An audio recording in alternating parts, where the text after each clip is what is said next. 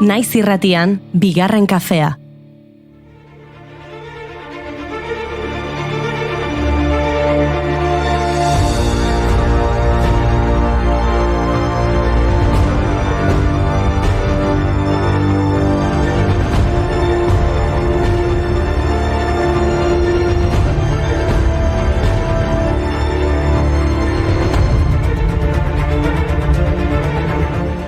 Jaun Andre agurgarriak, gutun honen bidez eskertu nahi nizueke egunero irratiaren beste aldean egotea. Plazer handia da guretzat, kafeino mano guztien topaleku izatea. Adeitasun osoz, besarkada bero bat.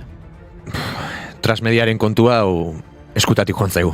Irratia gara, baina kamerak piztuta ditu streaming bidez ikusten gaituzte eta askotan telebista saio batean, baina foko gehiago ditu. Eta orain hau, gutun bat baritz bezala hitz egin behar dugu? Noski Gartxot, a ber, enteatu ahi. Gaur, otsaiak 7, lagun bati gutuna bidaltzeko mundu eguna da.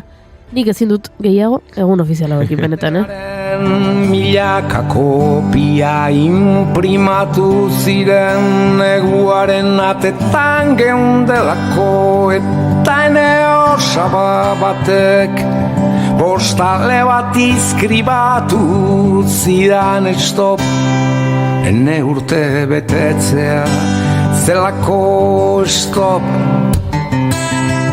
iloba eta bide batez bere seguru etxea konseilatu nahi zidalako. Eskutitz bat idaztea nostalgia ariketa izugarria da. Aspaldiko garaiak urruneko pertsonekik gogoratzea, maitasun adierazpen bat egitea, maitasun harreman bat austea, aitortu ezin den aitorpen bat egitea, edo berri hon bat ematea. Hori dela eta otsaiaren 7 lagun bati gutun bat bidaltzeko eguna ospatzen dugu, baina egia esan, ez dakigu zergatik aukeratu zuten data hau. Tira, bostaxola. Gutunak aldarrikatzeko beti deguna proposa.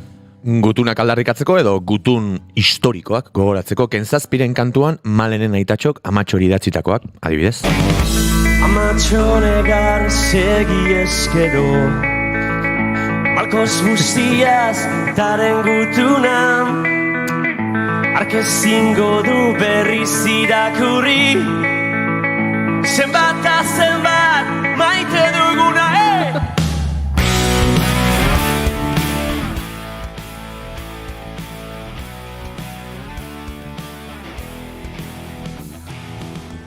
Bidertzean ekzioen utxik daude gutunak zugabe, utxik daude oeak zugabe, eta ETSek gutun baten aurrean orduak ez dira lagun honak, malkoz busitzen den gela isilonetan.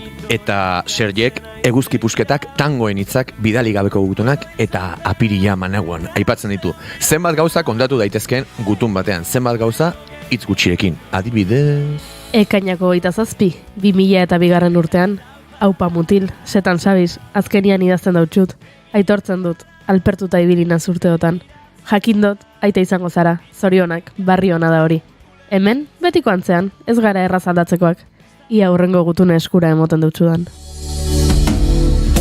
Ekainak 27, 2002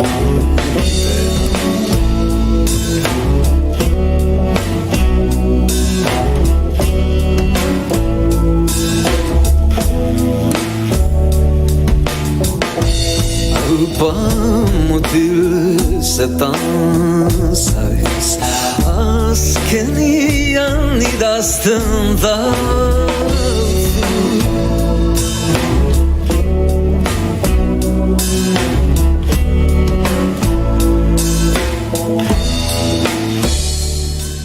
Gutunei buruzko datu bitxiak topatzen aritu gara eta ez dakigu guztiz egia diren, baina bitxikeri hauek elkar banatu nahi ditugu zuekin. Bota lehenengoa, Inigo. Izenaren antzegotasunak sortzen duen nahastearen ondorioz, antza denez, Eslovenia eta Eslovakiako enbaixadak hilean behin elkartzen dira gaizki jasotako gutunak elkar banatzeko. Eta entzun hau, 1915 arte, Amerikako Estatu Batuetan legezkoa zen haur bat postaz bidaltzea. 1914an, trenen tarifaren dirua aurrezteko May Petersdorfen gurasoek 53 zentimoko frankeoa ordaindu zuten eta 5 urteko semea bidalizien aitonamonei bisita bat egiteko. Bide osoa egin zuen posta autoan eta bere aitonamonen etxena eraman zuen postariak. Despedida. edo ala izatea, sinistu nahiko nuke aspaldi zeharkatu nuelako zabaia. Ez dago bere esku,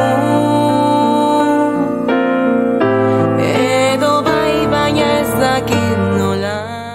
Antza denez, urte hartan beste 5 ume bidali omen zituzten korreoz. Eta ondorioz debekatu egin behar izan zuten, nola ez, ekintza hori. Egia esan, Amazoni falta zaion bakarra, umeak saltzen hastea da. Zago nuke. Beste bitxikeria bat, Tommy Torres da historio politonen protagonista. Torres Puerto Ricoko abeslari bat da, eta beste artista askok bezala, bere postontzi eta Twitterreko kontua zorion mezuz beteta izan ohi du. Zale batzuk ordea, mesedeak ere eskatzen dizkiote horietako baten historia dau, Paco delako batena. Paco neska batekin ezurretaraino maite minduta zegoen, eta neska hori Torresen zalea omen zen. Orduan Pacok Torresi idatzi zion funtsean sentimentu horri berari ateratzen izitzaizkion hitzak jartzeko eskatuz, deklaratzen laguntzeko. Gutun bat idatzi zion abeslariari hori eskatuz eta abeslariak Tommy maitea izeneko kantu egin zuen hitz bat bera ere aldatu gabe. Entzun. Tommy, escribo esta carta. No sé si tú realmente lees estas cartas. Escribo para pedirte algo que para mí es de vida o muerte. No pienses que exagero, es la verdad. Mi nombre es Paco y te escribo de Santiago. Hay una chica que no se sale de mi mente. A eso eres tan elocuente y a ella le encantan tus canciones. Te imaginas ya por dónde Bastante. Egia esan, kantu baten letra izateko asmoa ez duen testu bat izateko, nahiko ondo txertatuta dago abestian. A ber, nahi Pacok pena ematen dite. Osea, Pacok esaten dio Tomiri, Tomi mesedez, nik ez dakit nola esan neska honi. Maite mindutan nagoela, zuk hitz oso politak erabiltzen dituzu, mesedez idatzi abesti baina bat. alduntze ariketa bada. Kantu honek esaten dio Pacori, Paco, bai, zu gaizara esateko, eta zure hitzak nahikoa dira, begira. Ez?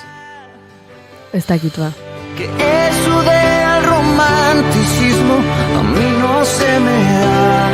Es que voy a hacer salión, ¿eh? Dame algo tan bonito que le saque mil suspiros. Bueno, kondairak dio neska maitemendu egintzela bai, baina Tomirekin ez, Pacorekin. Ez Tomirekin, ez Pacorekin. Baina Tomirekin, markatu hori da, ez Pacorekin. Paco gizajoa. Eta zigilueta zer diozu, jendeak bildumak ere egiten ditu, badakizue postal kolekzionista asko dago munduan, mai honen inguruan baten bat ere bai, entzun, lehenengo zigilua 1840an agertu zen. Sir Rowland Hillek sortu zuen Penny Black edo Penike Beltza izeneko zigilua. Ingalaterrako Victoria erreginaren profilaren marrazki bat da, eta one penny, penike bat, tarifa idatzia zuen. Gaur egun famatu askok daukate urteurren bat ospatzeko edo. Espainian Rosalen abeslariak badu, Erresuma Batuan Spice Girls taldeak, baina lehenengoa erregina izan zen.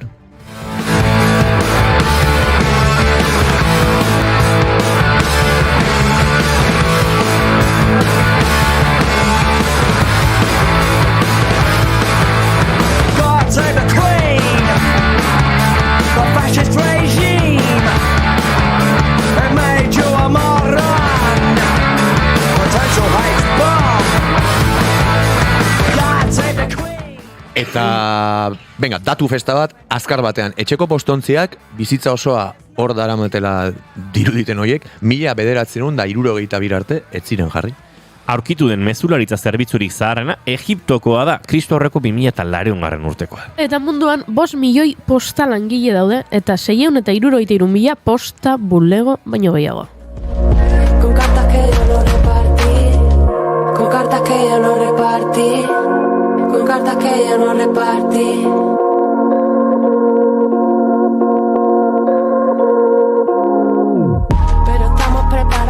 Eta katanaren kartasken horreparti honekin gaurko saioa aurkeztu beharko dugu, ezta? Aspaliko partidez Marcos Tedin Uribururekin hitz egingo dugu. Milei presidentearen aurkako kantuak, erresistentziaren kantuak, atzokoak eta gorkoak ekarriko dizkigu. Goya sari eta ere arituko gara, zinemaren sari banaketaren 38. edizioa ospatuko dute larun batean, eta euskaldun asko egongo dira bertan. Doinuetatik aratago tartean, Jaione Dak Dromerrekin hitz egingo dugu, eta bere abesti kutxunenak zein diren kontatuko dugu. Eta dupla dator, aguraingo dupla gure elkarrizketa akustikoetara. Iepa.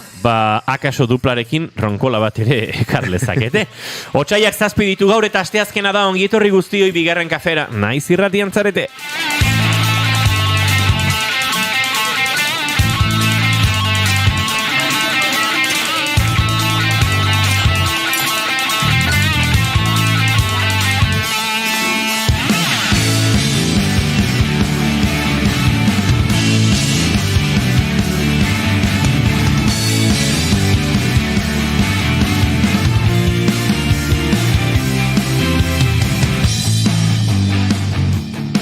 Zuekin jaun Andreok Gartxo Tunsain Letona. Euron ekipo.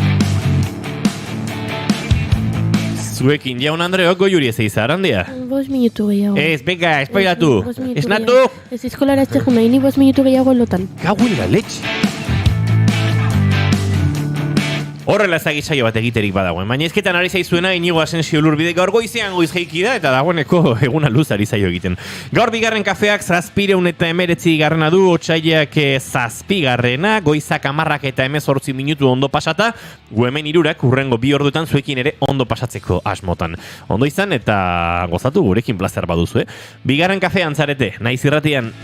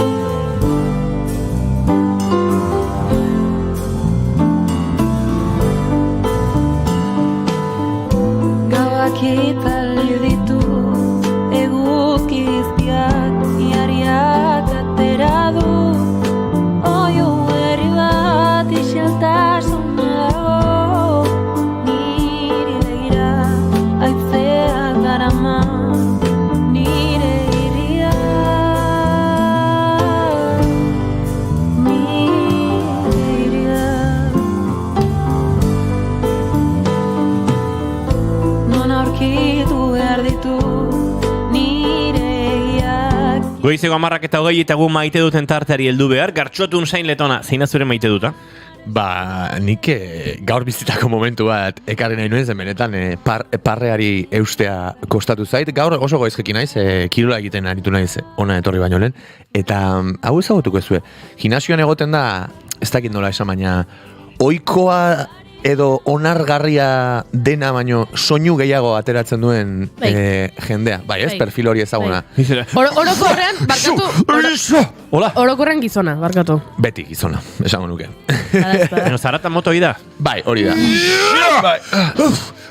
Hori ez, eta ni gainera ohitura nuen beti kirola musikarekin egiteko, baino badaramat urte erdi bat edo musikari gabe joaten naiz. Ez dakit, deskonektatzeko pixka bat eta nire pentsamenduetan egoteko, ez? Eta orduan, alakoak askoz gehiago entzuten ditut, eta egia dare observadoreago bihurtu naizela gimnasioan, eta gaur, justo bi horrelako mendrugo batera zebiltzan goizeko 7, eta maite dut, jendean nola zegoen, beraiei begira, bakizuen norbaitek arpeian duenean, norbait akatzeko gogua, baina ez du egiten, ez dakite, zibismoaren izenean, baina maite dut gaur zegoen tensio puntu hori, zeina nik inor baino beto entzun eta ikusten ez, esango nuke 180 kaskoekin zeudela, baina hala ere entzuten ziren soinu horiek, Eta maite dut nola egona izen jendearen nazkarpegiak nazkarpegiei begira, hanka gora eta bera nituen bitartean, eta nola egon den tensio puntu hori, zeina inork ez dion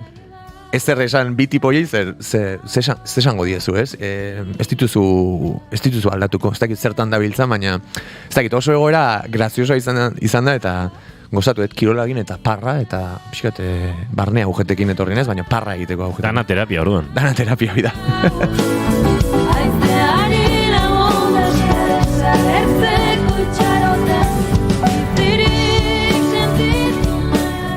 Bukatu arte entzuten ari gara, Iraia izeneko musikari, abeslariaren publikatutako bi singeletako bat, gaur deskubritu dut, gero kontatuko dizuen nola, baina tira pentsatu dute, deskubritu eta zuekin elkar banatzea aukera bat zela.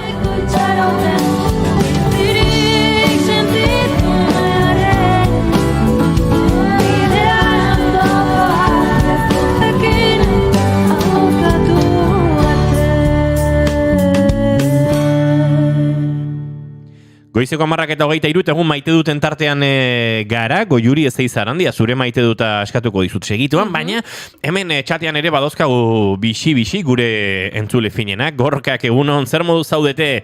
Spidermanderrek, apa, Gartxot, zu bai guapo, Gorka, jeroskor jarriko gara hemen, Gartxot bakarri guapo, besteak ez, Goiuri tani ez, bale. Gorkak dio, nire maite duta da atzo lagun batek esan zidan kulturzasten logoa baute nuen, eta pentsatu non, ostras, logo berria egin beharko dut, ea lagun batek egiten didan horren trukea faltzea edo kroketa batzuk, jiji. Inteligentzia artifiziala, Gorka, gaur egun denetik egin daiteke, eta baina hain dela gutxi, justo logoak nola egiten ziren erakutsi zian lagun batek, aseke harakatu, ez dakit, sarea, eta igual, hola, kroketa eta afari hori aurrezteko. Bueno, baina lagun batek egiten badizu, lagun horrekin afaltzearen truke askoz politago, ez? Arrazoi oso baino. Bai, ez. Onduz, ahondari zinen, baina. Zerbait gehitzea aldera, edo bide pixka bat, baina, bueno. Indiokerreak egunon gaztiak, rekitarrak, hau berria da, eta berria bezain zaharra ere, bai, esango nuke. Egunon kuadrilla, bueno, ez da egite... Rekizab 2.0 den rekitarrak edo norden, konfirma diezagula, baina hemen gure txatean agertu da, bueno, nik enuen orain arte rekitarrak izenpean inor ikusi hemen. Zein da zure maite dut, Goiuri? Begira, gaur aipatu dugu, ez? Omen da lagunei gutunak bidaltzeko eguna, eta gutunak lehen ezagutzen genituen bezala eskuz idatzi eta postaz bidali, eta bueno, kontu horiek galtzen joan dira, eta nik egia esan nire egunerokotasunean ez ditut gutunak idazten edo jasotzen, baina, bueno, formatoak aldatzen joan dira, eta bai, daukadala ohitura eta zortea, astean hainbat gutun jasotzekoa. Eta gutun horiek newsletter forma daukate, eta orduan, hainbat newsletter jasotzen ditut nik astean, eta asko gustatzen zaizkiet, eta orduan ere maite dut da gaur newsletter hauentzat. Bereziki gustoko dut Carmen Patxekok bidaltzen duen Fletxa izeneko newsletterra, eta larun bat goizero esnatzen naizenerako emailean daukat Carmen Patxekoren newsletterra, eta zoragarria da, gomendioak egiten ditu, bitxikeria kontatzen ditu, abestiak gomendatu, liburuak edo interneten topatzen dituen kontutxo oso interesgarriak, kartelanak, pila bat ikasten dut, eta zoragarria da, eta pila bat gustatzen zait baita Beatriz Serranoren Masolit bat newsletterra, hori ere zoragarria. Beraz, bueno, gutunak eraldatzen joan dira, orain jendeak beste mota batekoak bidaltzen ditu, baina badago jendea bereziki kazetaritza munduan edo literatura munduan ibiltzen dena, bakoitzak baduena bere newsletterra, bere jakin mina eta bere interesak besteekin elkarbanatzeko, eta badaude oso interesgarriak, beraz nire gomendioa bi horiek, Masolit eta Fletxa, eta upa zuek, neskak, newsletter bat idazagatik astero ez ezagun ontzat.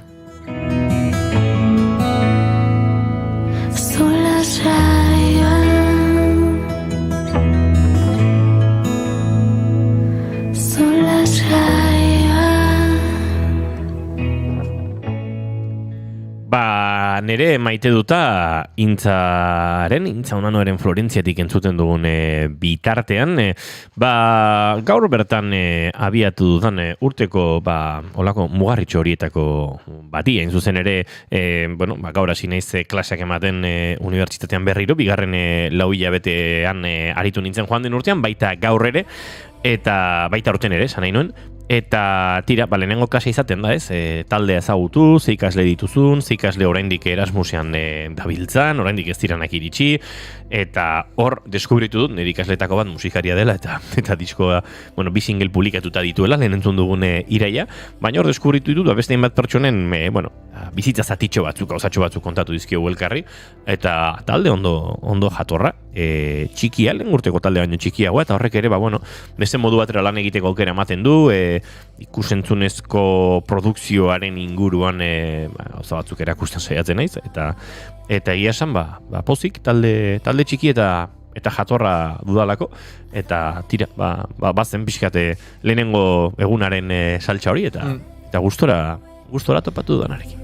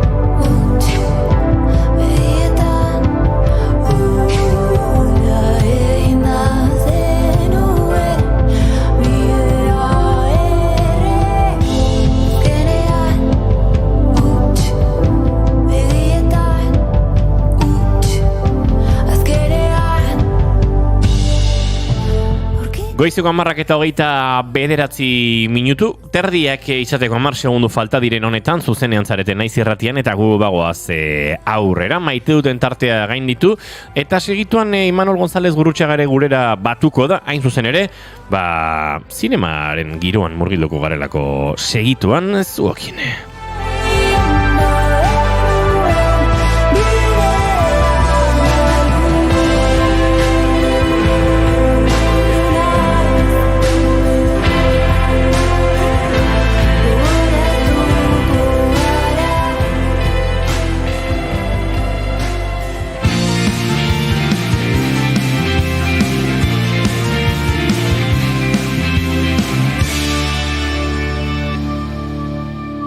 Bigarrenak ez direlako beti okerragoak, bigarren kafea.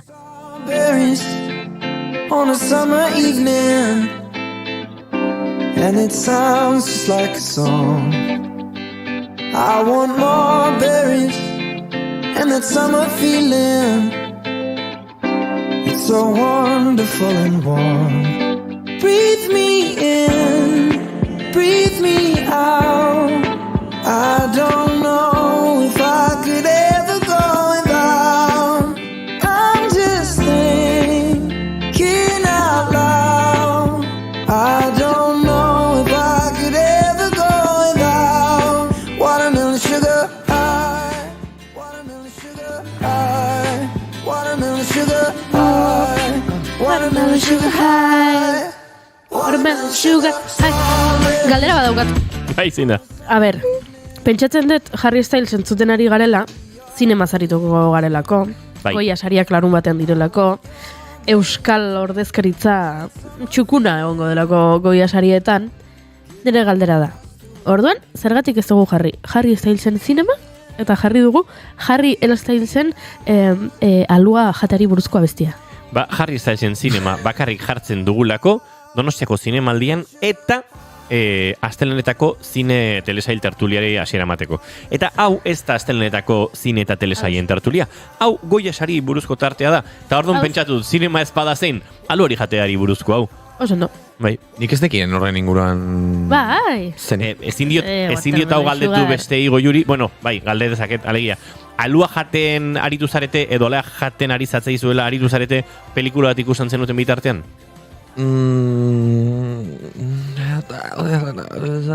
Bai. Baina ez zegoen Goya sarietara izendatuta. Bai, eta...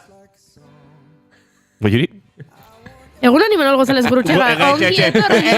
Galdera berantzun egin behar da. Imanol González Gurutxaga, egunon, markatu. Egunon.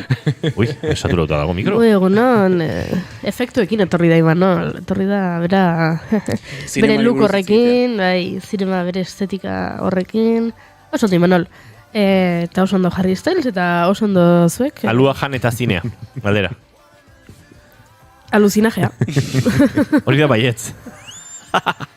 Barkatu, nien atorrona nire kontu intimoa kontatzera. Bueno, neska. Ni hemen nire liburuari buruz hitz egitera etorri naiz. Hori da, nire liburuari buruz hitz egitera. Zine zure liburua? Nire liburua da, nork demontre ordainduko ditu kroketak, nik Goya sarien kiniela irabazten dudanean. Horrela izena du liburua. Nio kiniela egin behar du? Abuk bai goiuri ez eiza. Honik ez dut kiniela prestatu, baina ingo dut. Live version. Zuen iritzia entzun nahi dut. Improvised. Badatoz, eta tartean uste dut Euskal Zinemagintzarentzat erreferentziazko bihurtu dela 20.000 especies de abejas pelikula, baina badirela beste hainbat lan Euskal industriatik eta Euskal zinematik Goya sarien urduritasun horretan egongo direnak, eta bueno, pixkat denen artean aztertuko ditugu, batzuk Euskal Zinemakoak ez direnak ere bai, baina tira, badozkagu horren bat eta hainbat lan.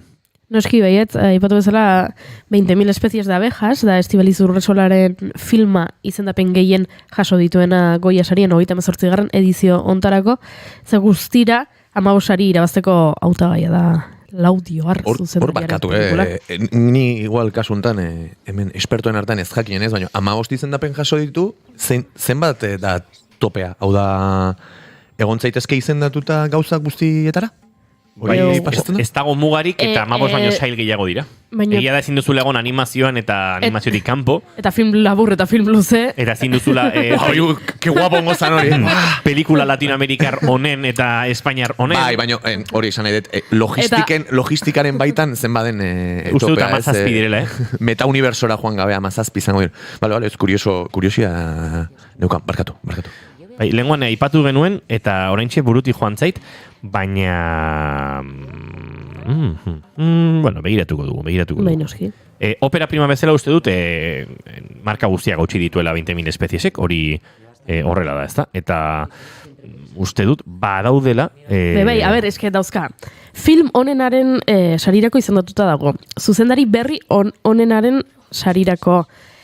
jatorrizko gidoi honena, bigarren mailako gizonezko aktore honena, bigarren mailako emakumezko aktore honena, emakumezko aktore protagonista honenarena. El buen patron, 20 nominaziorekin, 20 izendapenekin da historiako nominatuena. Orain, rekorra zein da, alegia, 20 baino gehiago aldiren ez dakit. Baina... Hor sartzen da, pelikula berdin batean, aktorez berdina baldin badaude nominatuta, hor ja... margen handia da. Taldeko aktore honena, aktore protagonista honena, eta marka hor, baina, bueno. 15 izendapen, aurrekontu bajuko eta lehen pelikula... 28 kategoria daude. Baina esan da bezala horitako batzuk ez dira bateragarriak izan. Ez dira bateragarriak, noski. Bai. Ez baina osotara, ez. Bai. Bueno, horitatik 15etan izendatuta, Izaskun Urkijorekin lehenguan hitzein genuen, Nerea Torrijos hori izendapenetan, bueno, lantalde zabala, eta lantalde horretan izendapen pilo bat, 20.000 espezies daukena, eta uste dut, dagoeneko esan daitekela, 20.000 espezies de abeja dela, Goya sarietako garaien nagusia, lortzen dutela. 15 nominazio horrelako pelikula batentzat, uste dut, historikoa dela, ez dakit, hasi zirenean pelikula begiten eta bukatu zutenean, ez dut uste inor buruan zuenik 15 izendapen lortuko ditugu. ez dut esaten pelikulak merezi ez duenik, baina oso produkzio xumea zen, abia puntuan, eta, bueno, talento handiarekin lortu dute kriston lana egiteaz, eta 15 izendapen uste dut dela hori.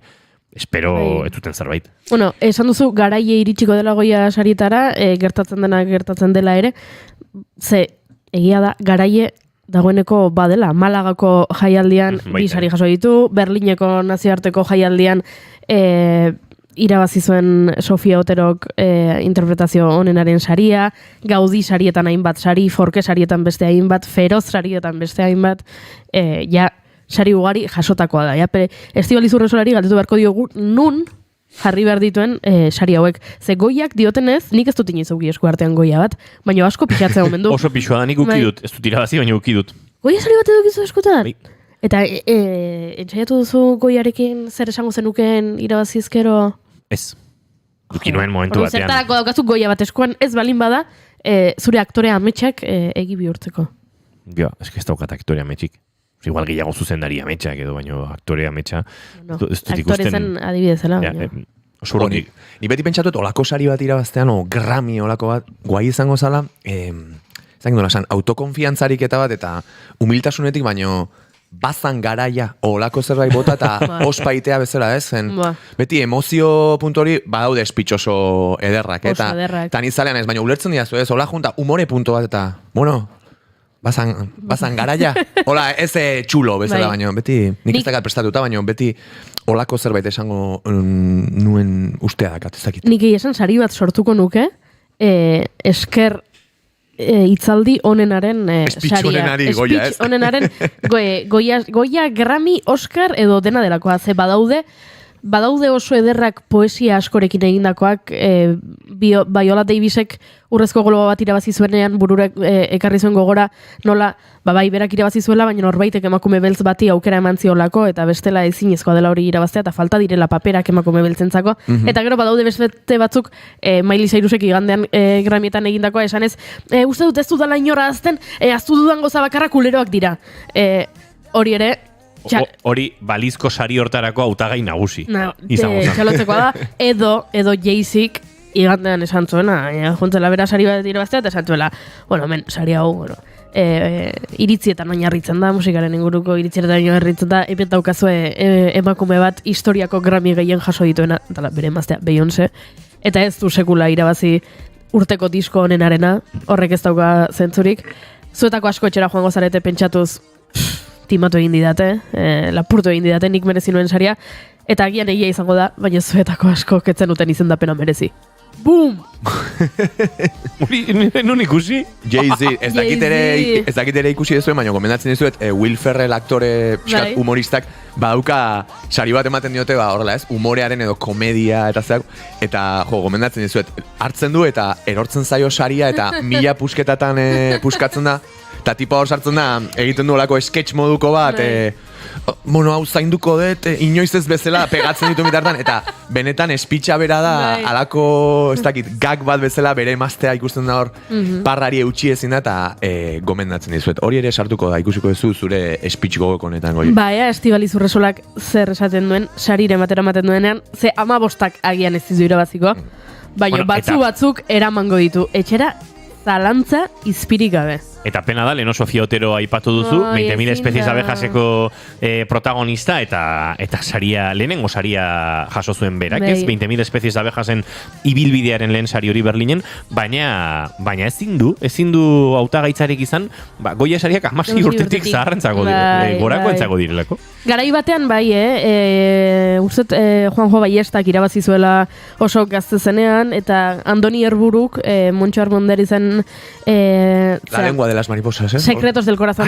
Del Corazón pelikulan agertzen denak, berak irabazi zuen aktore berri honenaren saria, eta 10 urteren bueltan izango zituen, baina gero aldatu egin zuten, eta 16 urtetik gorakoa izan behar duzu Goya sari bat jasotzeko. Nik uste dut, aktore gazten hobe beharrez egin dutela, Goya sariak oso ekitaldi luzea direlako, eta 16 urtetik bera bali bazaude, ez duzu merezi tortura hori jasatea. Ze luze egiten da galau. Egia esan ni gala hortan egon nintzen behin, eta bertan egonda ere luze egiten da. Gainera, etxean, zuk zure palomitak, zure hamburguesak, zure pizza, zure txuleta piperrekin onaizuna jate haukazu, edan, baino han aretora sartu, auditorian sartu, eta miseria latza, Egia da, irabazten duen antzako, ez tala egokina, baino COVID garaian, bidei llamada bidez intzan hartan. Hoi festak montatu zianak hainbat etxetan, Ez badezu irabazten, ontzea, etxeen lasai, ordua pasatzen zai, baina, bueno, zure modua kudeatzen demora hori, eta, karo, irabazten bazenun, gelditzezea, jende guztian aurrean jun gabe, eta glamour hori irabazi gabe. Baina, bueno, no hay mal por el que... Ez da nola dan esan hori. No hay mal que por bien no venga. No hay esaldi que porque no sé... Bai. Ai, ama. Bai, ala ere, Goya sarietan... Goya sarietan, saria jaso gabere gero parranda latza botatzen dira. Nio nintzen urtean Loreaken urte izan zen, eta, bueno, Moriartitarrek ez zuten sari hori jaso. Baina... Loreak, porque yo lo valgo. Zerazke eman ziten momentur. Izan zen txistea Goya sarietan egin zutena. Bai, sentitu nun gogo altxatzeko eta zaplasteko agotzeko. Bentsa. Bai, pixka gogorra izan zen. Oso pelikula ona, por cierto. Oso pelikula ona. Loreak, bai. Loreak, porque yo lo valgo... Txistea egin zuen aktorearen enbat pelikula, nahiko txarrak. Bueno, guazen aipatzea zeinek irabaziko duen pelikula honenaren saria. Zuen iritziz, daude izendatuta. Bai. 20.000 especies de abejas, Cerrar los ojos, La sociedad de la nieve, Saben aquel, eta Un amor. Ikusita dauzkazute, ezagutzen dituzue? Gehienak bai. Saben aquel ez, baino bestela bai. Bueno, Saben aquel da zerena ez, Eugenio humoristari buruz egin duten pelikula bete, Saben aquel que diu txisteak eta bakarrizketak egin zituena. Berari buruzkoan nik ere ez daukat ikusita, David Truebaren pelikula bada, baina oso ondo hitz egin didate pelikula honi buruz. Beraz, bueno, nik esango dut zeinek irabaziko duen hau, baina aitortu behar dizut ez dudala denak ikusi orduan, Aza irizpide kaxkarra. Bueno, kinielak hori olakoak izaten dira. Zein dira zuen apostuak beraz, barkatu? Nere apostua da 20.000 espezies. Bai, iraziko duela? Bai. Ja. Aurreko nahi izan komentatzen lagun batekin, Baionak, ez dakitela ze puntuaino jaso beharko luken beste Goya bat. Hau da, pelikula honekin Oscar eta junda gero, da pixka bat besteei ez dakit, itzala itea bezala, ez? Ja lortu, konbentze dezu pelikula batekin, ja lortu ditula goza ikaragarri pila bat, eta jundala leku ezberdinetara, hori kuantifikatzea baita, askotan iruditzait oso ez guztiz justoa. Hori izan da, nik uste dut. Irabaziko ditu gauz asko, Bai, irabaziko ditu gauz asko, nik uste dut ez dula irabaziko a mejor pelikula. Ez, hori da, nik ez da. Baino, pixka bat baita, bidea emateagatik beste pelikula batzuei baita merezi dutera. Nik uste dut agian, La sociedad de la nievek irabaziko dituela mejor maquillaje eta pelukeria. Eta efektos ere nik uste. Efektos ere eman dezake. Eta dirección de fotografia. Esango nuke. Bai. Dirección de fotografia ere, eske apabuiantea da, bai. Izugarri dira. Egia da batzutan, argazki zuzendaritza ere, baloratu behar dela, gidoiak ematen duenetik zer ateratzen duzun, ez? Noski, handeetan edo, bueno, mendi elurtuetan grabatzen den horrelako pelikula batean, badirudi argazki zuzendaritza oso asmo handikoa, oso ambizioso egin dezakezula, eta pelikula minimal batean, ez hainbestez, baina, okerrezpa naiz, handiak eraman zuen argazki zuzendaritza hobena, ez? Eta, akaso ez zuen ematen hainbesterako, baina argazki zuzendaritza oso nahi eginda zegoen. Beraz, ez dakit, batutan epaimaian dagoenaren arabera, beste gauza batzuk balora daitezke argazkian, ez? Naiz eta nik ere uste dudan, eurek eramango dutela, baina, bueno, badago hor pixkat, hain evidentea den argazki zoragarri hortatik aratagoko zuzendaritza, ez? Baina pelikula 20.000 espezies, Imanol. Ez dakit, nik nahiko nuke Cerrar los ojos. Beti nazten naiz, Cerrar los ojos pelikulak irabaztea, zenei ikaragarri asko gustatu zaiten. Gaina zan pixkat Victor Erizaren itzulera eta pelian bertan baita islatzen da hori oso garbi. baino bai, nik usteet 20.000 espeziak eramango dula. Eta gero baita komentatu nahi nun, hori, azken baten, pelikula hain ezberdina dia denak eta zaila dala, ez? Kuantifikatzea zentzu hortan ze puntuaino dan bat bestea baino bea, dena apostu kontua da. Zu pelikula bat iten dezu momentun, daukazu apostu bat jarrita edo proposamen bat mai gainean, orduan da ze puntuainoko ze puntuaino lortu dezun apostu horta iristea. Eta horregatik iruditzen zait, claro, konparatzen baldin baituzu 20.000 espezies de abejaseko plano batzuk eta la sociedad de la niebeko plano batzuk, oso ezberdina dira. Baino bai, ez dakit. Nik alare bai, apostua 20.000 jarriko nuke. Ni superados, pentsatzen egin zan, baino leno Imanolek aipatuna, egia da, nik uste Arkaitzkan hori behin entzuniola, sariak istripu eder bat zirela, esaten zuenean. Baina egia da, nik bestiotela zentzu askorik hartzen ere, ez dakit, aldare edo plaza irabazita duen zerbaiti, berriz ere sari bat ematea, ez? Askotan irutzen zait, rekonozimiento horiek ere asko izaten direla medioen aldetik, gero edukiak sortzeko, ez? Nik uste sari batek beharko lukela izan, trampolin moduko bat, ez? Aukera bat eman, igual, orain arte itzalean egon den norbait hori, edo norbait zuk, lehen lerroratzeko bezala ordun. Ez dakit, beti horrelako gauzekin nahiko mesfidati ibiltzen naizen, zuk justoa esan dezu, baina nik ez dut justizian sinisten, eta are gutxiago, oiko bizitzan ez dut sinisten, eta are gutxiago sorkuntza edo artearen balorazioan justiziarik ez dago, ez? Baina hausnarketa asko gustatu zait Imanolatzen, bai, nik uste dut eman martzaila izen txikiei bultzada bat, eta ez haundiak diren hoiei, ez dakit, plazan betikotu ez. Ojo, izugarri gustatu zait Baionaren azkena eta bere lan guztia, baina pixkat nik hortik usten orduan, zaila egiten zait kinilare egitea zen, nun jartzen zea zure gusto eta medio eta industriaren logistika horren tartean kokatzea, ez? Hoxe da jokua, baina hortzen agoni hausnarketan. Nahiko nuke 20.000 espezies barkatu, esateagatik nire kinela, pelikula asko gustu ditzaidalako, Estibaliz Urresola eta talde guztia oso gertuko sentitzen ditugulako eta nahi nukelako, eta ni pelikula bezala, paie banintz, nik hori bozkatuko nukeelako. Baina, uste dut, la sociedad de la niebek iraziko dela. Gustatuko litzaiake barkatu Juri. Gustatuko litzaiake jakitea epaioiek biltzen direnan mai batean, ea folio baduten zeinan tik batzuk egin bar diren, ez dakit, tensión hasta el minuto 15, check, ez dakit, espectacularidad, pum, edo horrela jartzen diren kafe hartzen eta batek esaten duen abejas, besteak niebe, besteak edo batek esaten dien besteari, baino inigo ez, nola saiatzen diren, ez dakit nola den o betaurreko batzu dituzten eta botoi batzuei eman bar dien, gustatuko litzaeke jakitea nola funtzionatzen duen horrek. Hau da, irizpide batzuk dituzten aurrez ezarriak, akademiak edo, aden horrelako aleatoriedade bat. Sarietan. Honela funtzionatzen du akademiak. Bozketa sistema badago, Eta, antza denez, ez da derrigorrezkoa kategoria guztietan zure botoa ematea.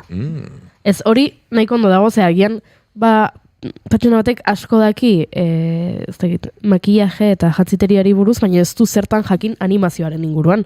Eta orduan, bere bozkak bere zeluke agian pixu berdin eduki behar, ez? Orduan, ez omen da beharrezkoa kategoria guztietan bozkatzea, eta bozkaketa sistema mixto bat erabiltzen dute, hasteko lehenengo ronda dago.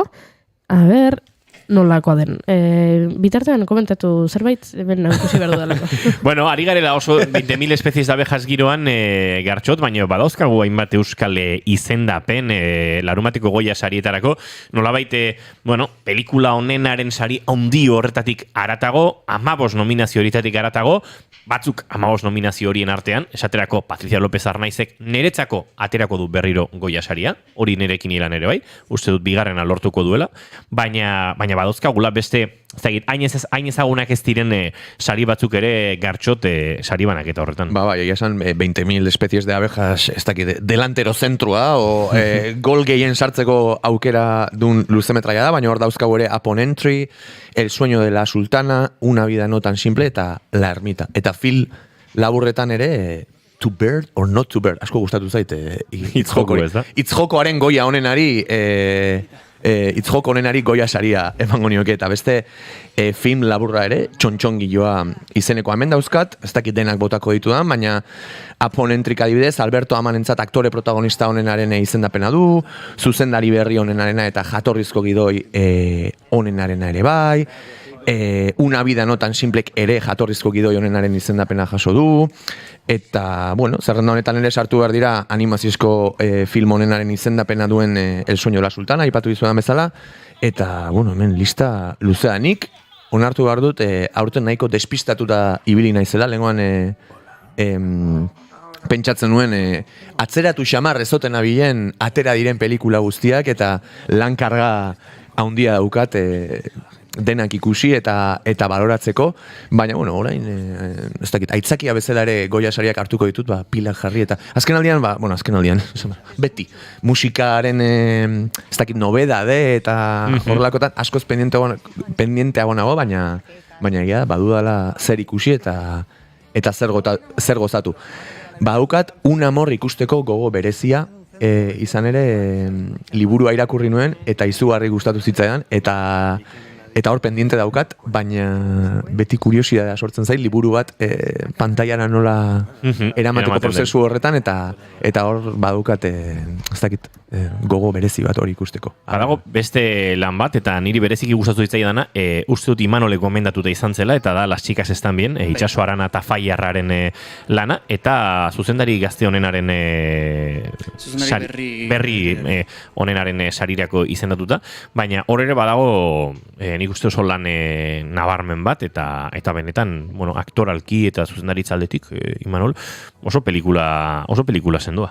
Bai, berezia da pelikula hori, da fikzio bat, baina pelikula ikuste duzu momentuan, zalantzan jartzen duzu benetan fikzioa dan edo ez. Oso metazineo metantzerki ez, dabiltza hor lan bat prestatzen eta pixkat fikziotik urruntzen dela ematen du batzutan. Bai, baina aktoreak beraien izen arabiltzen dute baita pertsonaiena itxeko, eta askotan baita beraien historia pertsonalak ematen duten historia kontatzen dituzte, eta horre baita pixkat naste zaitu. Ez dakit, askotan ikuste duzu pelikula bat, dokumental bat, edo fikzioa da nadalakoa 20.000 espeziesekin baita pixka gertatzen dana, aunque pelikularen formatoa ez izan dokumentala, bai sentitzen duzu pertsonaiak oso biziri daudela, eta oso benetazkoa diala, ze azken baten ume asko daude, eta umeekin lan egitea oso zaila da, eta beraiek baita aktoretza konstientzia hori hartzea oso zaila da, baina bai, batez pelikula honetan gertatzen dena hori, pixkat,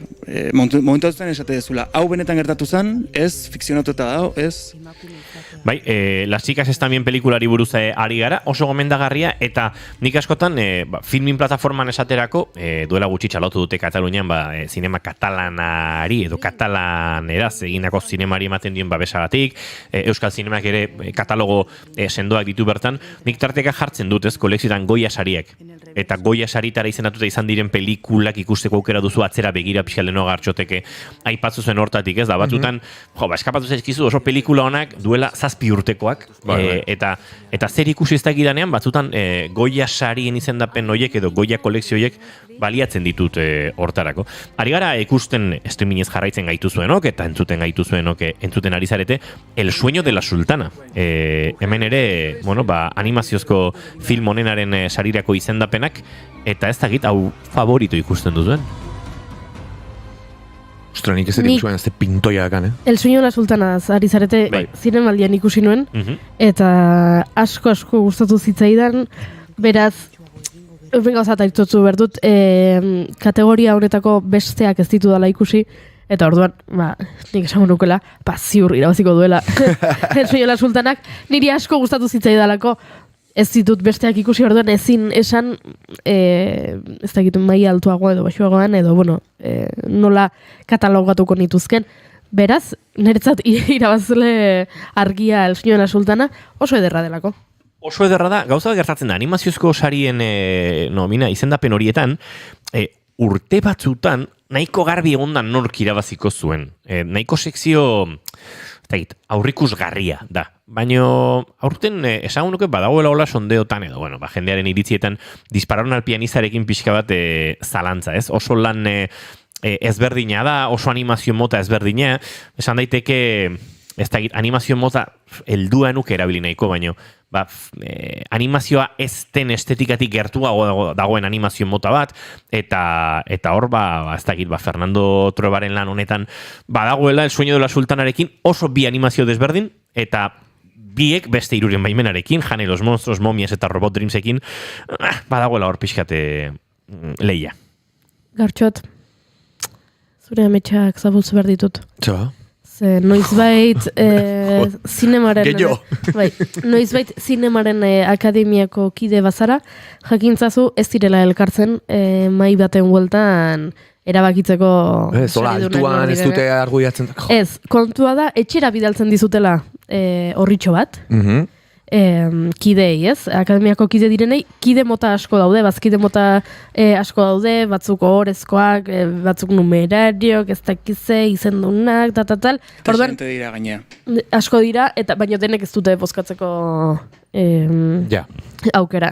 Orduan, dutenen artean, etxera bidaltzen dizute papertxo bat, eta hor dago dena, nominazio guztiak agertzen dira, hemen jartzen du alfabetikoki, ora pentsatzen dut ez egoteko horrela subkonstienteki eraginik, eta alfabetikoki dago dena, eta orduan bakoitzak zukin berezu hor arkatza hartu, eta jun isak egiten aukeratzeko, eta gero bidali egin behar duzu. Postaz? Postaz. Gutun bat, gaur lotu dezakegu gaurko zari. Soilik bozkatu dezakezu sail bakoitzean irabazle bat. Horrek ez du hartu, aktore honen arena, eta zaten duzu, Patricia Perros, eta haure bai, eta negabaren bai, eta ez dakizine bai, eta ez? Eta orduan gero, notaritza bateko ordezkari batek, notario batek egiten du rekontu hoi. Antza denez, junta direktibak ere ez daki kide bakoitzak zer bozkatu duen. Azuk pentsatu ez dakit bozkatzeko almena duela Estibaliz Urresolak berak. Inork ez daki Estibalizek bere burua bozkatu duen ala ez. Dena sekretua izaten da. Eta horixe, bidaltzen zaizkio, eta notario batek egiten dut dena jaso, eta rekontu egin, eta erzinek dauzkan bozka egin.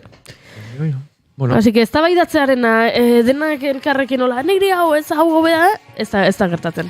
Bueno, eskerrak ez, nik ikusten dut Goya sarietan, ez da gaur egun baino duela urte gutxi, purua eta koñako parekin ez da baida hori egiten bestela, Eta, takit, pixkatola, oso zinematografikoa baita, Bai, hori, eginda pelikularik Goya sarien paimaia ez da baidan dagoela?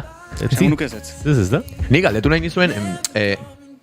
nizuen, musika automatikoki entzuten duen pertsona bat, naizen enean, pelikulak izugarri maite ditu, baina kostatzen zait, eta igual badaukazue, ez dakit gomendio ere emate edo, zuen aste bat nola da pelikulaikiko hau da. Gatzen dituzue, noiz ikusi, badaukazue modu bat, ez dakit portatilak behar du, telebista, sofan behar du, hau da, inbidia ematen diazue, egunerokotasunean pelikulak ikusteko daukazuen erreztasun hori nola? Galdera ona da. Nola lortzen da zen, benetan inbidiatik ezen. Galdera ona da, baina boletinaren ostean erantzungo dizugu. Perfecto. Naiz irratiaren estudio zentraletara egin bar dugulako bidaitxoa, antxe dugu preste Egoi Belategi, eta handik ekarriko digu azken ordukoa. Egoi Belategi, egunon? Egunon baita zuei ere, lehen sektorera begirakoak goizeko ordu honetan, bigarren egunez jarraian protesta egiten ari direlako Nafarroako zein Arabako nekazariak. Asteartean bezala Iruñeko sarbide nagusiak blokeatu dituzela traktorek gaur goizean, atzo bezala, eta hainbat saihesbide puntutan trafikoa oztopatzen ibili dira.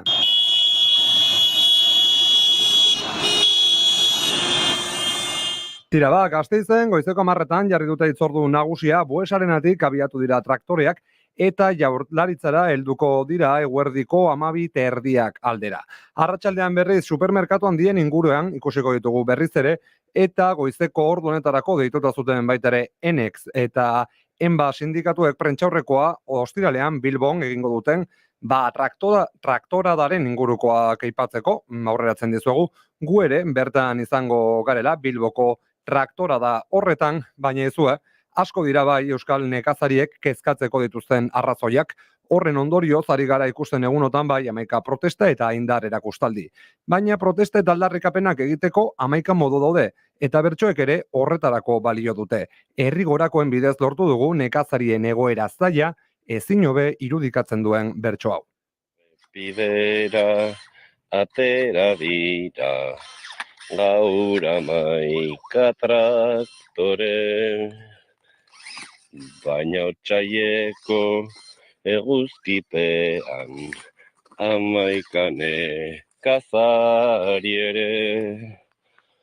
Prekario gara asko ta asko, hori argi esan daiteke, baina ekoizten ereduaz da apenas esan da ezer.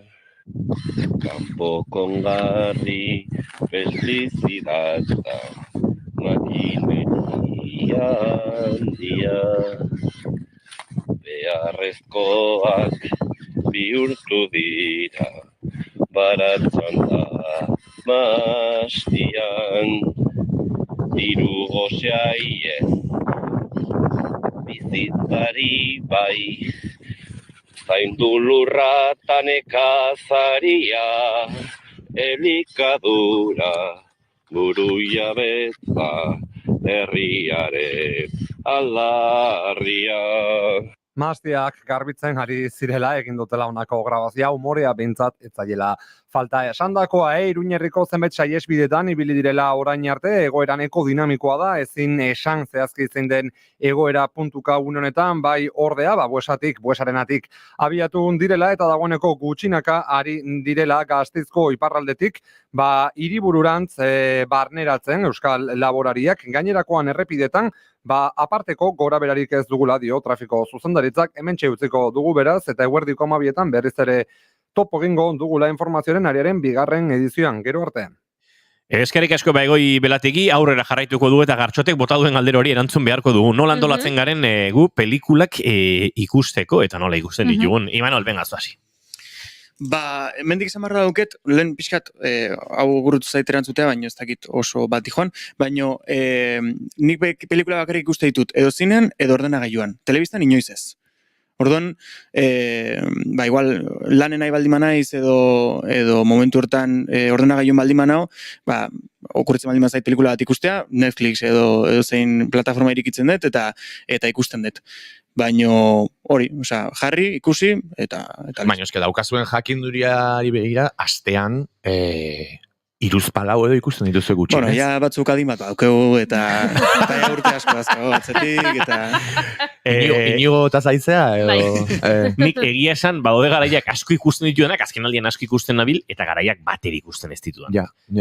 Oso irregularra naiz, ez dakit. Baina nik ikusten ditut, hau nahiko ritual. Etxean proiektore badaukat, pareta txuri huts xamar bat, eta azpian 2 bozgora oso txukun, soinu ekipo bat tajuzkoa, eta ordenagailua konektatu daukate proiektorera barrutik, etxe barrutik HDMI kablea doa. Noiz fungo gara? Egon da nago, erakutsi zian. Eta antxe ikusten ditut, tajuz, pantalla handi xamar batean, ze pareta bada, azkenean proiektoreak hori ematen dizu, eta batez ere soinu onarekin, hori bai da duela urte bete edo aldatu nuen zerbait, eta lehen nahiko soinu eskasen nuen, eta orain soinu ona, eta horrek ere ematen dio puntu. Justo horregatik aldetu ezen, iruditzen zai pelikulak badaukala, pelikula ikusteak edo telesail bat ikusteak, ez dakit ritual baino eskatzen duela, ez dakit, alako zerbait, ez, musika adibidez, eta igual ez duke ala behar, baina ez dakit, nik ere gaurko elkarrizketa prestatzeko, duplaren diskoa entzun dut hor, ez dakit zer, eta estrenean entzun dezakezu, kaletizoa zenean, eginez, baina pelikulak badaukate, ez dakit, konzentrazioa denitza, edo bentsat, une bereziago bat eskatzen dut, eta esaten dut, hauek nola letxe zitu? Goiuri, zu nola egiten duzu? Nik lo gutxi egiten dut, eta orduan nik pelikulak beti gauez ikusten ditut, eta hori da sekretua, lorik ez egitea eta bizitzea atxietate kostate batean. Horrekin, bueno, zure zinemazaletasuna hobetzen da pila bat.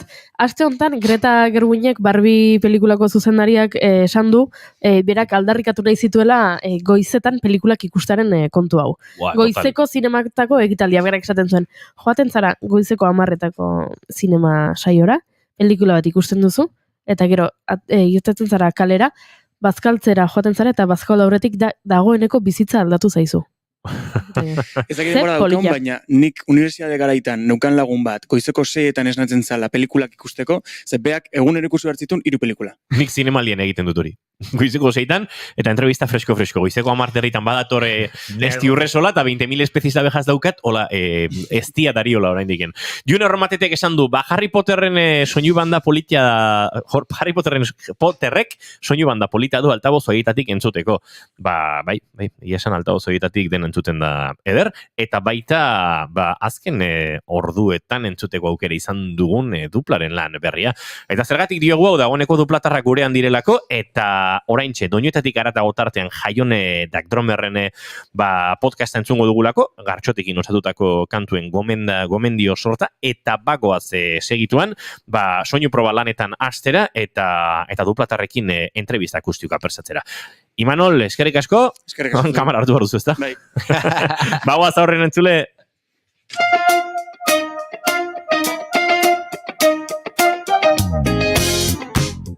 Ongi etorri entzule doinuetatik aratago saioaren atal berri honetara. Badakizue, astero bezala hemen elkartzen garela doinu berri batzuk ezagutu eta gure belarriak goxatzeko. Asteroetako gonbidatua Jaione Dakdromer da. Nik badakit musikazale amorratua dela eta ziurrenik kostatuko zitzaion gaurko aukerak eta hau egitea, baina telefonoaren beste aldean 4 kantu kutxun gomendatu nahi izan dizkigu, eta ziur izugarrizkoak direla beraz, entzun dezagun. Kaixo, Jaione Dakdromer naz, Gaztezulo aldizkariko redaktoria, eta musika nebizitza da, baina ez dakiten ezer jotzen, horren ordez musika kritikak idazten saiatzen ez. Behintzat gomendioak iten, eta hauek balio dion norbaitei. Aukera duten lehenengo abestiak Kerobian Isburt izan da. Rose Eskargo diskoa baina eta berriz noizean behin voltatzen azen diskoitakoa da, eta Isburt da diskoko lehenengo abestia. Nei hasiera bikaina iruditzen zait, hainbeste gure txakurra Isburt deitzen dela.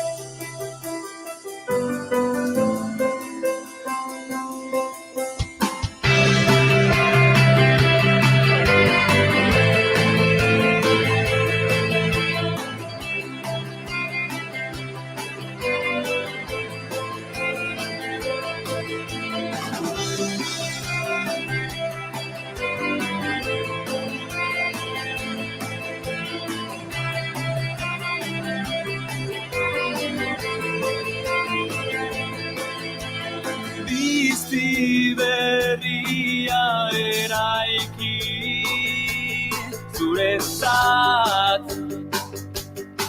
zuretzako barka itzazu bidean hildakoak gaixotutakoak zuretzako izango diren momentu zoriontsuek espazio bat betetzen dute bete behar duten momentua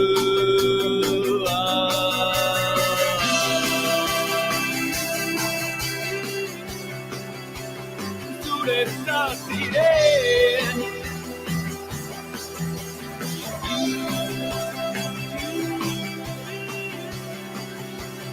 zuretzat diren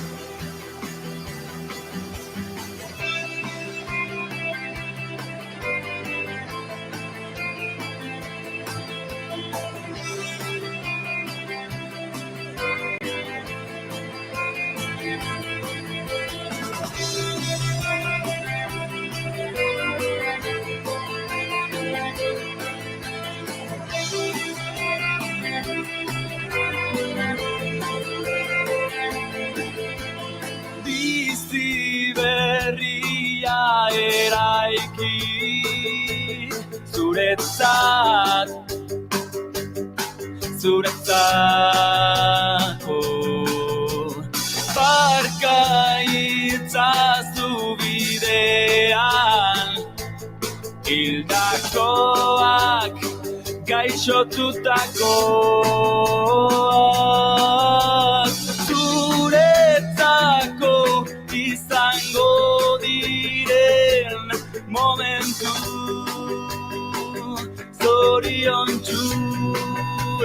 zoriontsuek espazio bat betetzen dute bete behar duten momentua.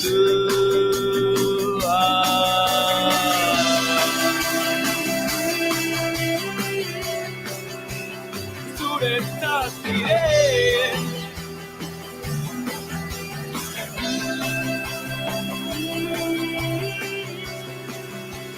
zuretzat ere atzoko bizipen tan gaurko zarantzen begiako izkurtera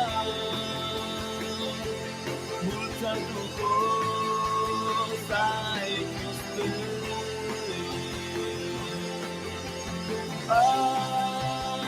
atzoko bizipen tan gaurko zarantzen begiako izkurtera.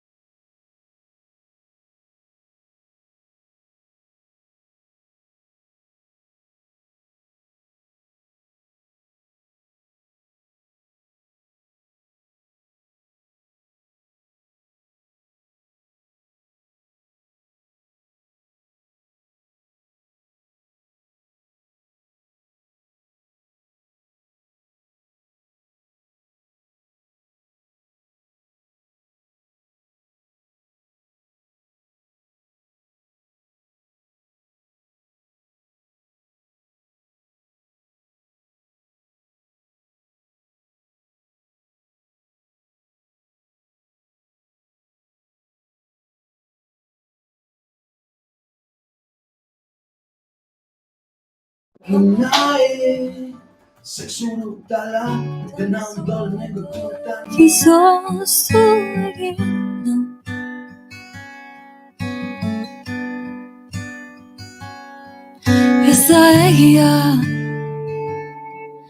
Ez da egia ezin daiteke izan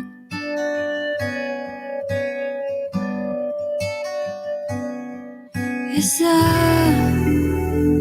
isiltasuna baina soinu jasangitza hori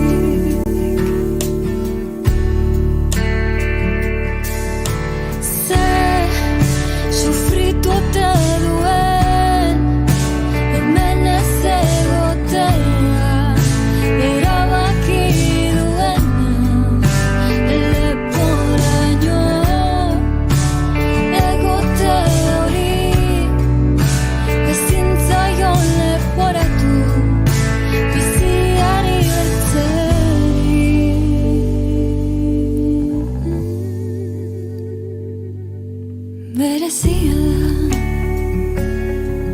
berezia da ez nekien euskaz aspaldian, baino egiarran, oroitzen zaituta ingarbi, zure berezitasunean, nahiago nuke zuretako kantu hau, izango baliz rantzera,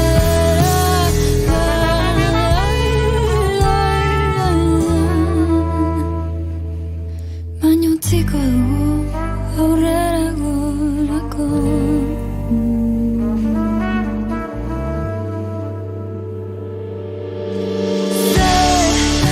Sufritu ote duen, hemen ez egotea, erabaki duena, leporaino egote hori, ezin zaion leporatu, biziari bertzerik, eta non asetuko morain, utzi duzu gozea, etxean galarrea, zure bila, joan bedi behingoz, ez dezala zauritu, hemengo bertzeino, zure bila, joan bedi behingoz, ez dezala zauritu, hemengo bertzeino, zure bila, joan bedi behingoz, ez dezala zauritu, hemengo bertzeino, zure bila, joan bedi behingoz, ez dezala zauritu, hemengo bertzeino, zure bila, joan bedi behingoz, ez dezala zauritu, hemengo bertzeino. Aukeratu duten hirugarren abestia Biba Belgradon Untragaluz da. Orain dela aste batzuk atera den diskoa da, baino abeste hoian ekutxunen artean do diskoakin batea. Eta entzun berra diskoa da zirate bukaerara. Altxor bat.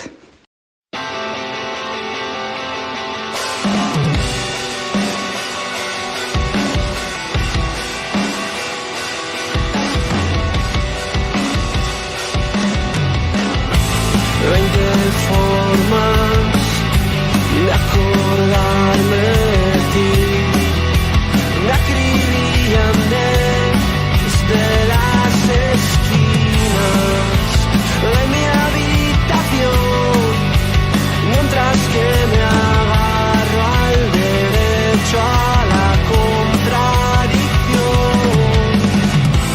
Y si deja de llover y sale un poco el sol y se ahoga mi pena por el tragaluz que me construí en lo alto del techo cuando te marchaste de aquí.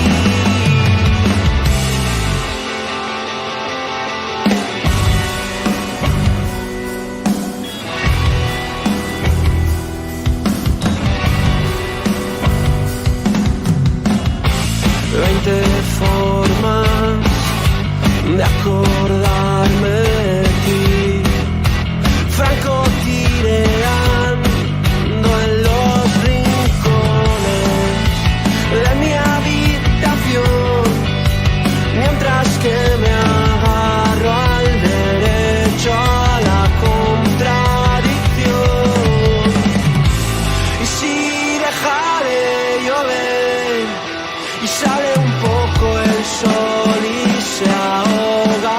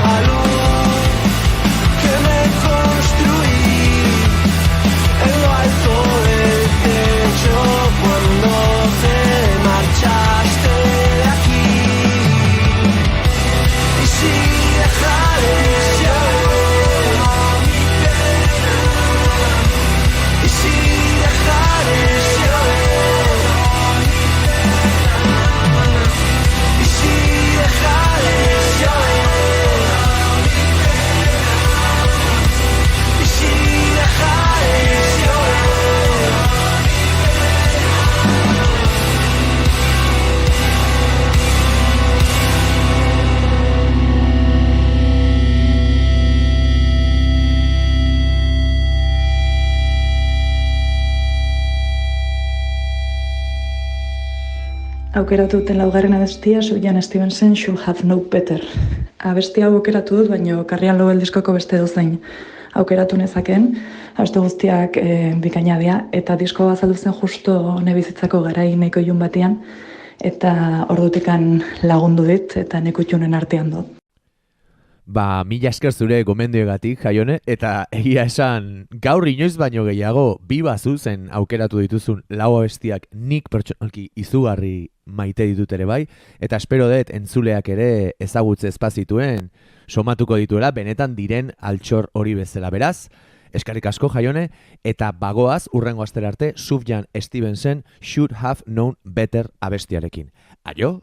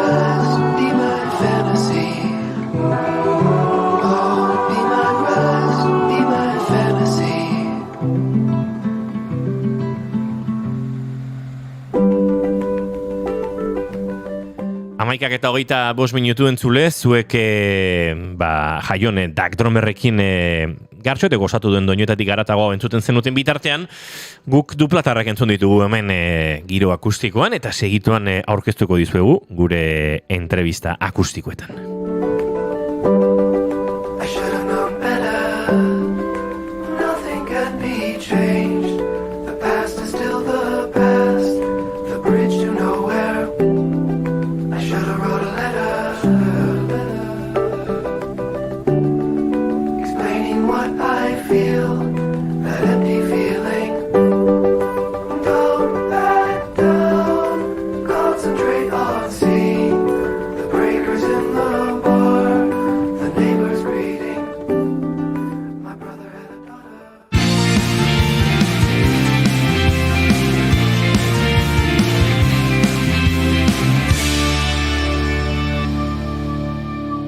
Bigarrenak ez direlako beti okerragoak, bigarren kafea.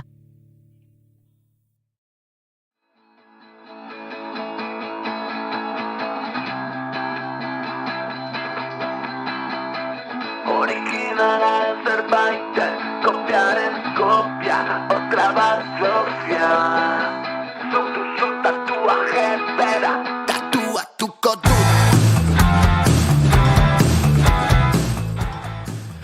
Hogeita marrak edo 30-ak aspaldi utzi nituen atzeanik, kauen, baita fandango eta ronkolak ere. Bueno, hauek guztiz ez ditut atzean utzi, baina ulertzen da mezua. Tirikitauki eginez ibili naiz geroztik, egia esan, nasti xamar, artista bat zer den jakin nahian, eta haze mejun jepila ondorioztatu ditudan. Jarrera lehen gai nagusi duen bikotea dugu gaurkoan gurean. Azken urteetan Euskal Herria dantza jartzen maizu, esango nuke, eta gogoa eta besti potenteak nahi eran sortzen dituzten aguraingo txabal batzuk.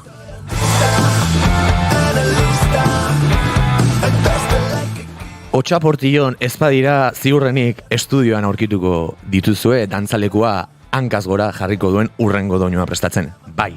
Gaurkoan duplatarrak ditu gurean aguraingo dupla. De un pueblo llamado Agurain lan berria orkestera etorri zaizkigu Gari eta Beñat lagunak, eta guk disko honen barrunbeak arakatzeaz gain, beraien bidearen eta motivazioen inguruan ere hitz egin nahiko nuke. Beraz, ongi etorri duplatarrei. Ongi etorri haupai ekipo. Bai, egunon, bai.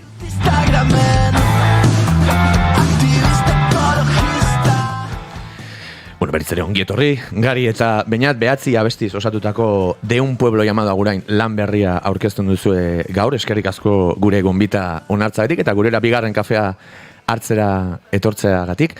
Aguraindik zuzenean, azken referentziarik ona, nahieran 2021 kaleratu zenuten, ez da horren beste pasa, 2 urte, gainera zuek etzarete geldi egotekoak, baina zer bildu nahi izan duzue horrela funtsean lan berri honetan? Zer aurkituko du entzuleak disko honetan, nahi eranen etzegoena, edo jarraipen bada eta ezin duzue geldik egon nola dago? Eskerrik asko, lehenik eta bain, egonbitagatik, aurkezpen latza, zipletu barko de, guapo.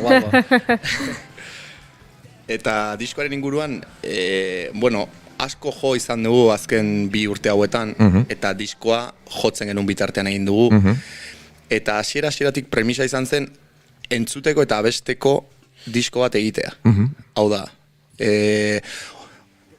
sendoak ikusten genuen gure burua dantzalekutan, eta jendea dantzan jartzen, eta faltan somatzen genuen nolabait abesteko kantuak izatea, gehiago. Orduan genituen pare bat, hola, baina esan genuen. Jendeak etxian, dupla jarriko ez. Genukan sentsazio hori, igual jendeak etzula dupla etxian jartzen abesteko, jo que se, sukaldatzeko. Igual zuzeneko energia hori zela gehien nahi zuten. Ni farran dupla, farran de puta madre, baina egin dugu disko bat etxean, edo kotxean, edo bakarrik, edo lagunekin entzuteko moduko disko bat hori esan da premisa hasieratik. Eta gero ja kontzeptuan sartuta, herriko historia txikiak dira. Herrikoak, herrian gertatutakoak eta kanpoan, baina gure prismatik, herriko prisma batetik alegia. Ze ondo, pixkat, urrengo galderan hori galdetu nahi zuen, oso metafora eta simil arraroak egite zalea naiz, eta galdetu nahi zuen, nahi eran balin bazen, normalan azterketa batean, ekaineko deialdia, eta De un pueblo llamado Agurain, iraieko deialdia izango balitz, hau da, zer ikasi duzuen udaran, ez? Baina, bueno, pixkate erantzun dezu Gari, zuzeneko hortaz gain, etxean entzuteko eta mezua eta gogoangarriak izango diren, ez dakite, ereserki horiek biltzen. Beste zerbait, soinu aldetik adibidez? Egia esan ez, ez da oso, soinu aldetik ez da oso kontzeptuala, pixkat duplak azken diskotan ere egin duen ibilbide berdina, igual zaigu alde batetik jo, ez batetik jo, elektronika, guain balada bat izan da gure azken singela. Ez da, soinu aldetik ez tegoela bilatu dena enpakatzen duen zerbait. Eta esan dezunaren arirare, nola lortzen da, zaila izan bar da, ez? Bere alakotasun hori mantentzen duena, baina sakontasun maila haundiago bat duen mezuei nola da prozesua, nora joan zerate? Lehenik eta bain denbora. Kontzeptua. Gu orain sorta dakagu eta ontara dedikatzen gara, egunero juten gara estudiora, batez ere goizteetan, orduan denborarekin indako abestia dira. Egin ditugu 20 proiektu, eta 8 sartu dira, eta audio bat. Imaginatu zenbat abesti egin ditugun, zenbat letra bota ditugun, zenbat akorde bota ditugun, hau egitera arte. Bota dituzue, edo hor daude etorkizunerako aukera bezala? Ez deu lotxa botatzeko, sakarrontzia, eta hori ere ikasi behar da, eta batzutan zaila da, eta egin ditugu beste, 2 ere eginda zeuden, eta azken momentuan bota ditugu diskotik. Osea, eukidugu ere sentsazio hau, disko hau, abesti hauek izan martziela. Eta ez beste batzuk, eta ondo zeuden, eta gustatzen zaizkigu, eta igual baliteke agertzea, edo baliteke ez agertzea. Baina bai sentsazio bat izan da, gitarra eta hotxarekin funtzionatzen zuten abestiak, osea, eskeletorik gabe, eta gero ja, pum, txukuntzen juteko abestia, baina hori, fijatu geha asko letretan, melodietan, eta gero ja ekoiztu dugu dana. Baina hori izan da pixkat, hori, betiko premisa hori. Nik ez dut entrevistan kazora jarri nahi, Gartxot, baina aipatu 8 abesti eta audio bat. Al cuenco se hizo un bol con huevo batido. Bate de huevo, sal. Antes no, que quedó en la banda. Ahí está, el mejunje. Ahí está. Ahí está la clave, esa es la clave. A ver, hemen, agurainen bisita turistiko bat egin ez dugun ontzako, non jan daiteke tortilla, jan badaiteke, eta ala balin bada, gonbita otako digu, eta bestela, igual bakarrik petiko mite jan daiteken tortilla da, ez da egit? Hori da, etxean egiteko, osea, bakoitza bere tortilla egiteko... tutoriala. Aholku magiko bat. Sekreto. Ona da, kuriosa da, ze, guk eguntxo batzuk lehenago izan dugu disko antzuteko aukera, eta hola diskoa goiti bera jarri, eta bapatean, epa! Eta, bai, kurioso sartzen da, eta probatu beharko dugu truko orduan, patata tortilla egiterako orduan Gartxot. Ez dakit nola atako zaiten nahi, Oso polita iruditu zait eta pixkat sobre la martxare ondorio estatutako gauzak.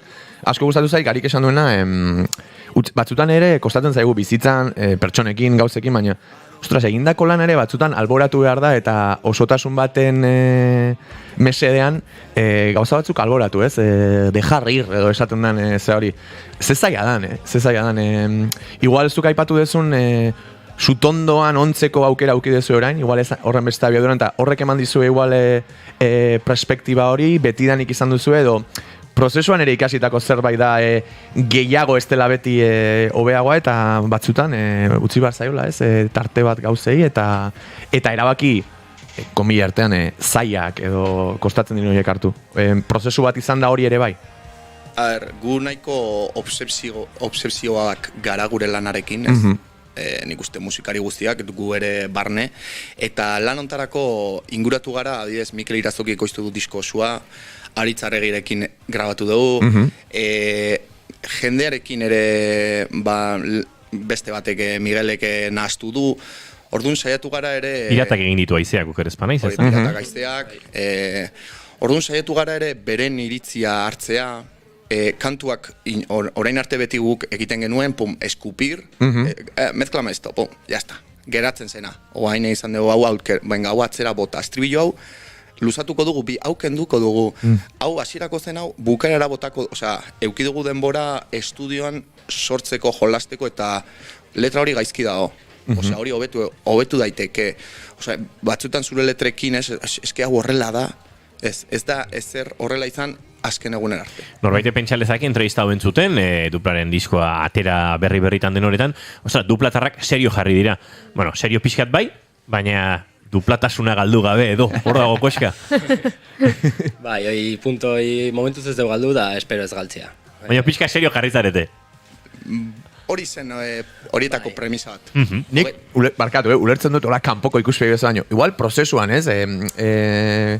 Arnasa hartzen utzi diozue, askotan ere, igual, binomio batek sor dezake alako burbuja bat, perspektiba itxia duena ez, eta Garik esaten zuen bezala, beste jendearekin lana egiteak, ematen dio igual arnas bat norberak duen ikuspuntu horri, eta horrela ere ikusten da gauzak nola azten diren, ez? Bai, eharra.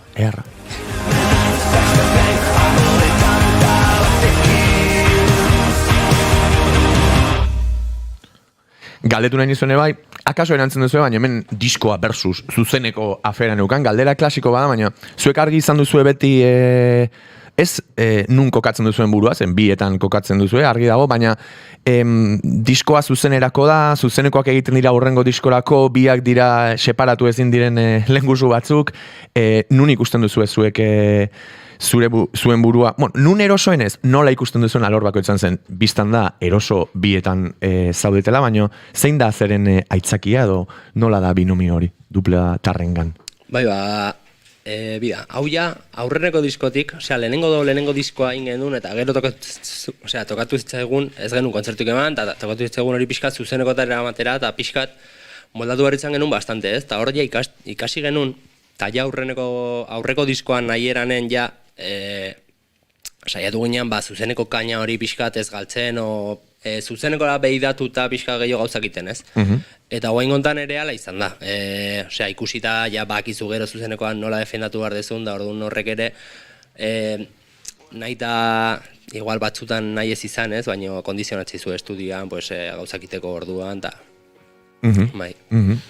Earra, beste gauzatera apuntatuta daukadana da, ez dakit oikoa den edo ez, baina talde batean bi pertsona izatea ere ez da gauzarik oikona, eta horrek jakineko nuke ere nolakoa den pixkate konbibentzia hori ez, biztan da, bikotetan bezala estua behar duela, bakoitzak bestearen zuen guraso baino beto ezagutuko zuen parean daukazuena, eta hori ere bada duplaren kualidade bat zuen ustez.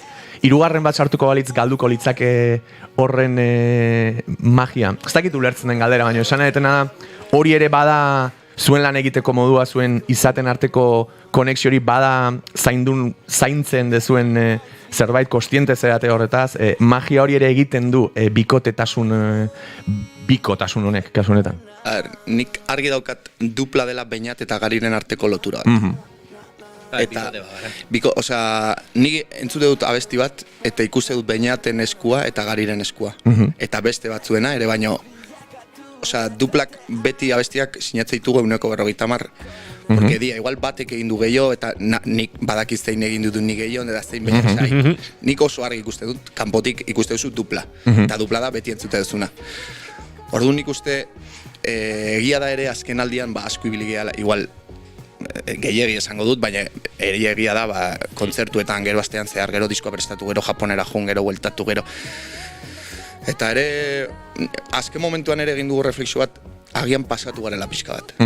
Eta bai ere azkenean gure relazioa zaindu behar dugula, eta iristen da momentu bat, hostia, tio. Igeala, egunero lo egiten elkarrekin jotzen. Gero, ja ez dugu ez da hitz egiten.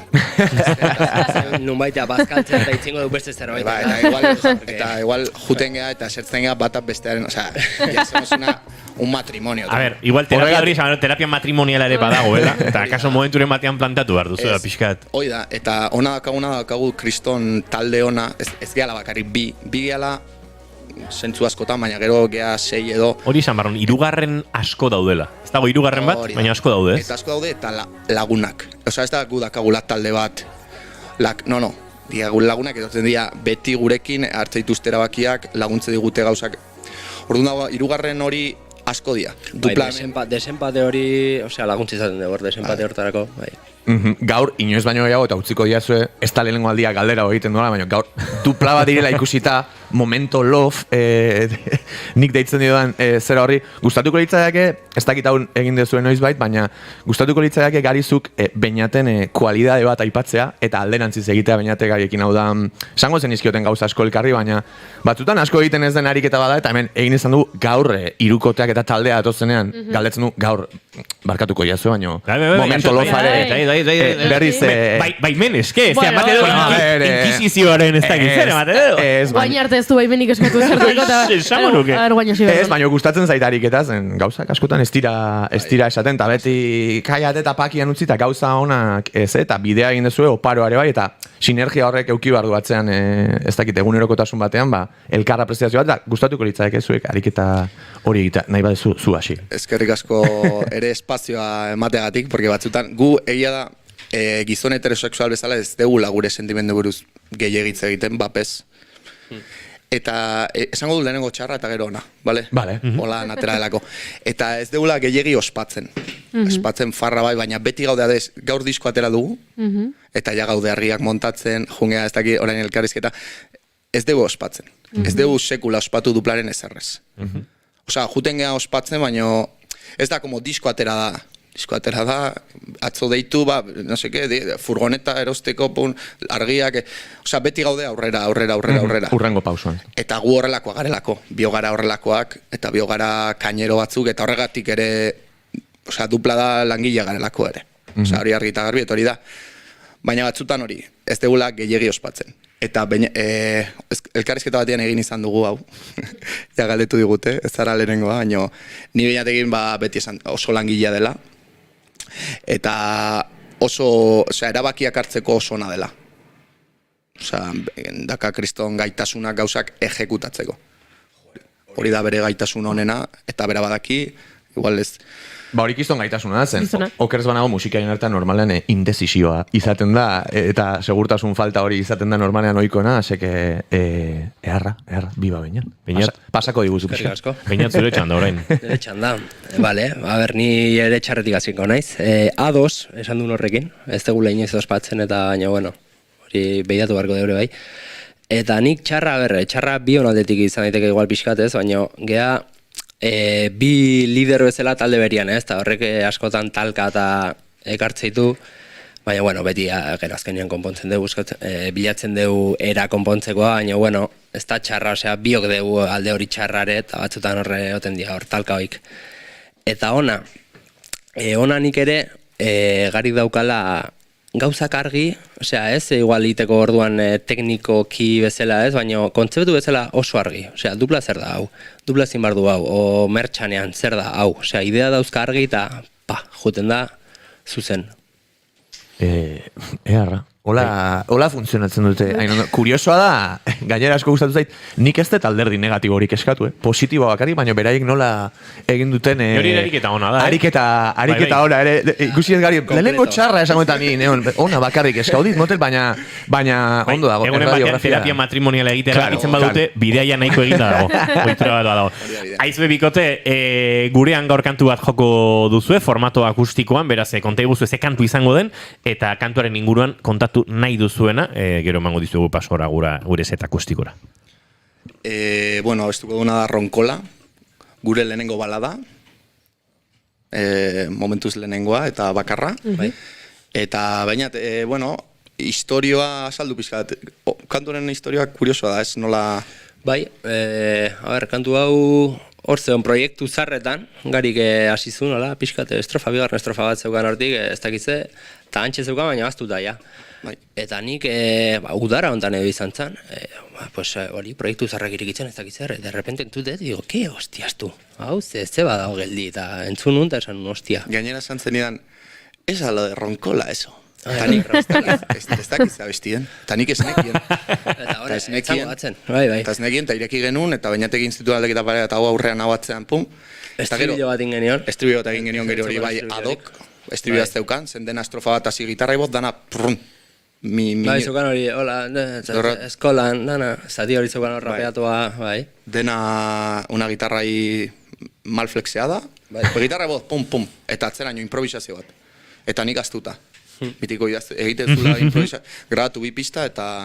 Eta gero ja beste datu kurioso bat, guain oso balada da, baina hor guk momentuan beti dupla, azten geha sartzen bajoak, bateria batzuk, perkusio batzuk, eta hor adibidez, Mikelen lan ikusi izan ez, junien gero ekoiztera ja kantaketa eta biluztu, kendu genion dena, gitarra kenduta, pare bate, piratakor pare bat arreglo sartu. Sinte txikiren badago oso sutil kantuan zehar, eta...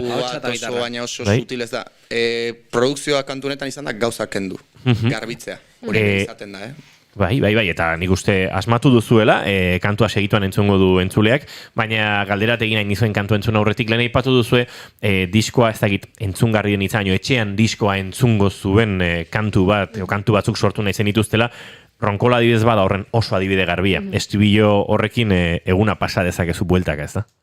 Hori da. Hori ikusten da, claramente egin dugula gitarra, ahots hartu eta zan, oazen estribillo bat egitera. Letra hartu eta bai estrofa oso natural atera zela sentimendu batetik alegia, ez? Sentimentu bat dago, kontzeptua oso argi dagonean, ja, inbar dugu estribillo bat. Probatu, jendeak uste dula hau da etxe bat, dezala. Probatzezu kolore hau, urrengo gunean, igual estribilloa egiteko, igual abestia teatzen da goiz batean, eta estribilloa 3 egunetan. Eta igual, pum, arreglo hau, piano hartu, melodia, pum. Osea, daka hori patxada zindako estribilloa. Kontzeptu argi dagoenean. Harintzan pentsatzen estribilloa etxe batean teiatu baute den, edo zimenduak, bi gauzak igual, ez? Izaten da askotan, lehen kolpean etortzen den zerbait, edo tardatzuna, baina bere garrantzia duzen, normalean hori izaten da gero aipatu duzun bezala itxasten den hori, ez? Eta etxean kantatzen den hori. Diskoa gaur bertan atera duplak eta kaso entzulen artean egongo da ronkolaren historia hau eta ja entzun nahi duen jendea balasai badoaz eta gure entrevista setetik set akustikora.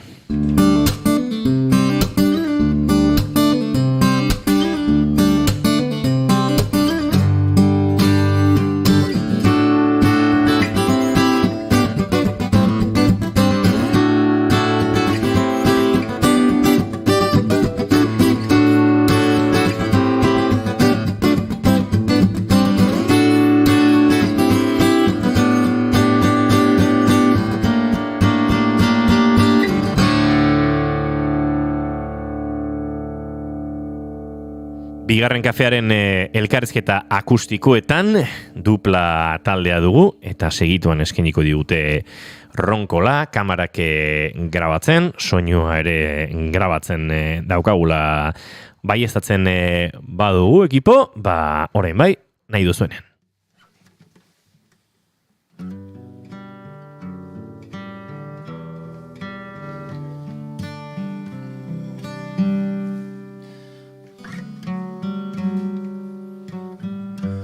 Tokian elkarri agur esan bezain pronto Nire buruan sartzen zara Zurekin edozer probatzeko presnago Da hori ez da normala Gauzak ez ezkitin beste axola Zurekin nagoenean axolas Se me pone cara tonto la izola Egun euritxuetan zunere guarda sola Hola mesedez jartzaitez golan Tonteatzea jani me mola Zunere rona eta ni zure Coca-Cola Zurekin berdin zait zerekin Den aldatu da batean Ezagutu zaitu danean Zurekin berdin zait zerekin Den aldatu da batean Ezagutu zaitu danean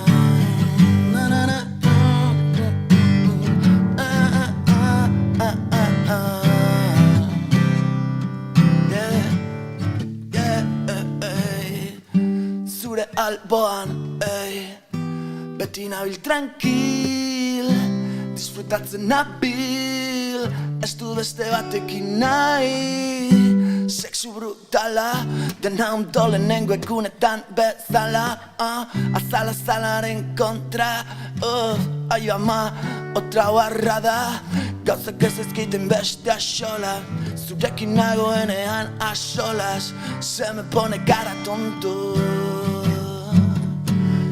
Zurekin berdin zait zerekin dena aldatu da batean Ezagutu zaitu danean Zurekin berdin zait zerekin dena aldatu da batean Ezagutu zaitu danean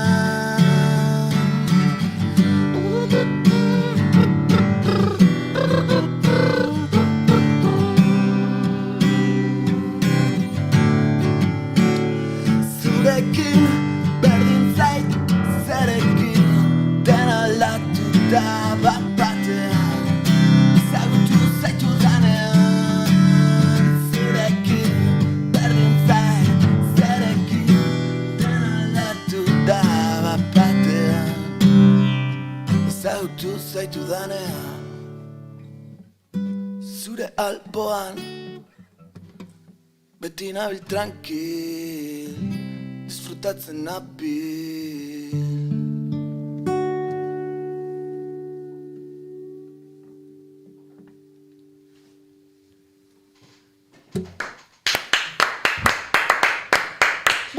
Hortxe Ronkolak esango nuke izan duen lehen bertsio akustikoa gertatu berri dena. Hemen bigarren kafearen laborategian segituan bai estatuko digute bere protagonistek ona bueltan izango ditugulako sarraskiari heltzeko. 8 minutu eguerdiko mabietarako eta zuzenean gara eurekin Ronkola entzun eta berriz ere entrevistarekin jarraitzeko esan da bezala prestatu ditugu hainbat galdera letren inguruan eta horretarako sarraski izeneko sekzioa ere edo tartea badaukagu Kandido Urangaren ahots goxoak lagunduta.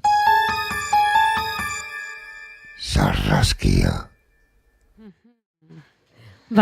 Sarraskia tartean letren analisia egiten dugu eta letrei buruzko galderak egiten ditugu. Eta nik hainbat galdera dauzkat. Ze hasteko zuen dosierrean irakurri dut, nola zen? Hemen dauzkatela apunte guztiak. Mezurik gabeko letra ñoñoetan erori gabe. Hori dela zuek egiten duzuena, eta orduan, letrak zukutzen ditugu. Gauza bitxi bat iruditu zait, hasteko aipatzen duzuela euskal eszena koloreztatzen ez horregatik. Baina gero, diskontako letra asko mezua behintzat oso ilunak direla. Ez dakitez, ongi etorria bestian presioa aipatzen da, plastikozko antzerkia, 30 edo 30etan aspertuta daukazun bizitzarekin, mezu ilun asko. Kontsideratzen oraindik hala ere koloreztatuko duzuela euskal eszena, naiz eta mezuak ilunak izan. Bai, zeren kolorea iluna ere izan daiteke. Azkenean kolorestatzearena da zeozer berria ematea. Eta horretan esaten dugu argita garbi edo pozik gaude zen zeozer berria egin dugula edo horretan gaudela nik uste argi uzten ari garela. Kolorestatzen hori da, gehiago da gauza proposatzea, gauza berrik saiatzea eta horretan datza. Personalmente ez deten beste pentsatu batek bestiak daukan kontrasanetan eta ez dakit. Oso ondo, goazen jarraitzea. Agian duplako entzule izan direnek, orain arte izan direnek, edo zuek aipatzen zenuten ez, aurreko juerga giro horretan dupla abesten zutenek, agian gehien harrituko dute Otxaportillo abestiak, eta letrak eta mezuak, aipatzen dituzue Hoy canto por Mauri, Miguel y Bernardino, okerez banago Miguel Gil, Bernardino Domingo eta Mauricio Rodríguez direla. Eta, batzuk ezagutzen dugu historia, hemen naizen garan ezagutzen dugu historia Pedro Salinas Arregik bere memorietan idatzi zuelako 3 hauen inguruan, bera ere beraiekin egon zen hiltzekotan eta azkenan ies egin zuen. Nola iritsi da zuen gana historia, zergatik omenaldi hau, omenaldi bat dela esango nukelako, nola sartu duzuen, nola engajatzen duen diskoan, ez dakit pixka bat letra honi buruz, jakin nahi nuke. Hau da, De un pueblo llamada Agurain horretan sartzeko aukera ikusi genuen, hau da nik nere aitari entzundako historio bat, betidanik entzundako historio bat nere etxian, que el maestro de Galarreta, que si... berak berea Mari edo etxean komentatutako historia bat izan zen, Galarretan, gure herritik oso gertu, herri txiki batean. Ta nik ideia hori neukan eta banekien lo de los maestros, tal, eta nere bizilaguna historiadorea da, eta sanion, kepa, tu de los maestros de... Subió a casa, jaitsi zidan artikulo zientifiko bat, Salinas idatzitakoa, eta gero ja dokumentatu nintzen, horren inguruan, hori, ja datuak eta ikusi nituen, eta segetatu zen, gero 3 bakoitza bat gordoakoa, ez dakiz zer. Eta gero kantua egiterako orduan gustatu hitzaidan ideia eiteko niri kontatu izan diaten bezala, koendaira bat bezala. Ez datu zientifikoak gu ezgea historiadoreak, gugea koendaira kantariak, edo koendaira kontatzekoak. Orduan nik ere eman nun nire buruari lizentzia hori gauzak asmatzeko, ez asmatzeko, osea, baina Otxaportilloan ez zen izan. Baina nik entzun... Koloreztatzeko. Koloreztatzeko, nire aitak ere horrela kontatzen zuen, ezekien ondo, esto creo que... Eta horrela kontatzea ere gustatu izan zait. Akaso historiako klaseren batean DBH-en duplaren abestiarekin azalduko diete zer diren reketeak. Zuen entzule askok rekete hitza zer den urrundik ere ez dute ezagutuko pentsatzen dut. ba ederra da, eta oso omenaldi polita, eta orain giro guztiz bestelako batean, soy más de los José Luque de Estopa, esango nuke mai honetan ere gehiago garela José Lu Anaiena Estopa baino. Nik azken fandangoa José Lu Anaiekin dantzatu nahi. Horregatik, baino oso galdera serioa egin behar dugu orain, oso serioa. Vale, más de José Luque de Estopa, bai, baino más de Marina o de Aitxabela? Aitxabela. Ni Marina.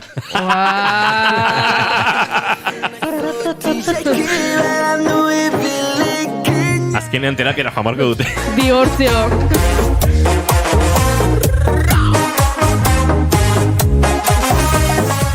Azkeneko 2 minutuak eguerdiko 12etarako Goiuri gainditu dutela esango nuke gure sarraskia, ezta? Bai, aipatu nahi nituen Mientxo Sararelegi perurena, baina denbora gutxi daukogu eta gainera aserrenago Zertiz abestiarekin. Zenik duela egun batzuk egin nituen 30 eta oso identifikatuta sentitu naiz abesti horrekin eta pixka bat triste eta galdetu nahi nizuen letran aipatzen dezuen bezala zer egin behar dan zure gurasoen lagunek esaten dizuenean umeak noizko. Zer erantzun behar da? Na, hori da. Vale. Bikote, 2 galdera amaitzeko bat, Ronkolaren lehenengo bersio akustikoa zuzenean hau izan da? Bai, izan da, lehenengo bersioa, lehenengo aldiz jo deguna. Eta erantzun uste dut badaki dela 2. galderarena, ez da azkena izango. Edo bai. Edo bai.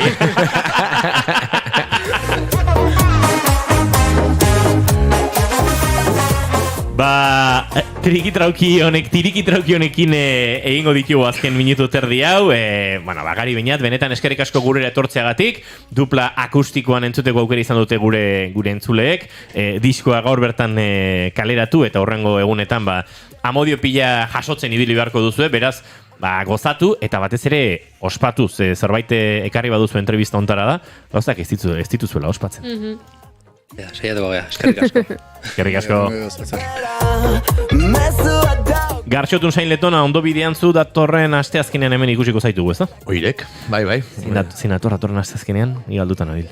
Ez dakit, ointxe bilatuko. Mugan. Goiuri Zeizarandia, zuk bihar kale egingo duzu, ze ostegun gizenean nola tiriki trauki egin nahiko duzu, baina ni hemen izango naiz Mai Gorostiaga eta Julen Goikoetxeak lagunduta, saio berezia bihar Tolosako inauterien bihotzetik, eta txupinazoa zuzenean ere kontatuko dizuegu, eta txupinazoaren inguruko mila xehetasun alako tutorial moduko bat Tolosako inauteria ulertzeko, hain tolosar garen hauek egingo duguna. Entzule, eskerrik asko izan ondo eta bihar gehiago orain informazioaren txandamen naiz irratian.